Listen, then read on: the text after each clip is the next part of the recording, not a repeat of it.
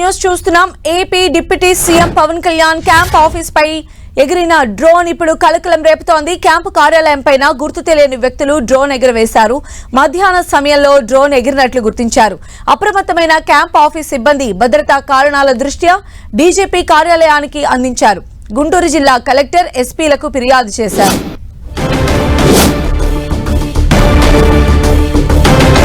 Pawan Kalyan camp office దగ్గర drone ఇప్పుడు కలకలం సృష్టిస్తోంది.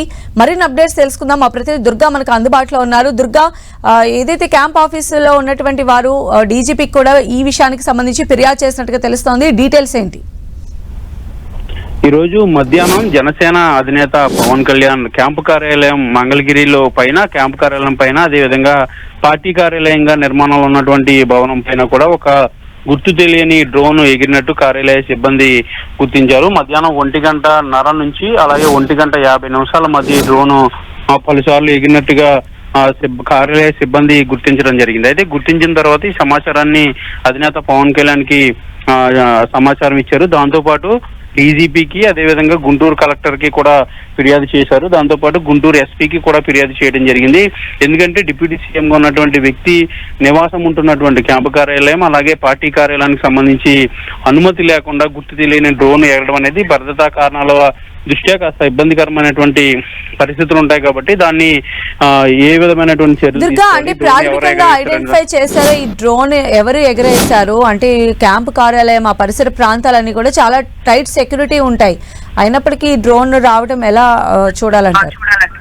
పోలీసులు ఇన్వెస్టిగేషన్ ఆల్రెడీ చేస్తున్నారు. ఎందుకంటే డీజీపీకి ఆల్రెడీ ఫిర్యాదు చేశారు. దాంతోపాటు ఎస్పీకి కూడా ఫిర్యాదు చేశారు. కాబట్టి ఈ గుర్తు తెలియని డ్రోన్ ఎవరు ఎగరవేశారు, ఎందుకు ఎగరేశారు, పొరపాటున ఏమన్నా వచ్చిందా లేదంటే ఏమైనా కారణాలు ఉన్నాయనే దానికి సంబంధించి కూడా ఇన్వెస్టిగేషన్ అయితే జరుగుతుంది. ఇప్పటికే ఫిర్యాదు చేశారు కాబట్టి పోలీసులు దీనిపైన ప్రత్యేకంగా ఇన్వెస్టిగేషన్ కూడా చేయడం జరిగింది. అయితే ఇటీవలే జనసేన క్యాంపు కార్యాలయానికి కూడా గుర్తు తెలియని వ్యక్తి ఫోన్ కాల్ చేయడం, ఆయన అసభ్యపరంగా మాట్లాడటం కూడా ఇటీవలే చోటు చేసుకున్నటువంటి నేపథ్యం. దాంతోపాటు ఇటీవల విజయనగరం పర్యటనలో ఒక నకిలీ పోలీస్ అధికారిగా ఒక వ్యక్తి హల్చల్ చేసినటువంటి పరిస్థితి, ఇలాంటివన్నీ కూడా జరుగుతున్నాయి. కాబట్టి వీటి అన్నిటి మీద కూడా ఖచ్చితంగా పోలీసులు ఫోకస్ పెట్టాల్సినటువంటి అవసరం ఉందంటూ కూడా జనసేన పార్టీ నేతలు చెప్తున్నారు. దీంతో పాటు ఎవరైతే డ్రోన్ ఎగరేశారో దానికి సంబంధించినటువంటి వివరాలన్నీ కూడా త్వరగా తెలుసుకుని వాళ్ళపైన చర్యలు తీసుకోవాలంటూ కూడా కోరుతున్నటువంటి పరిస్థితి.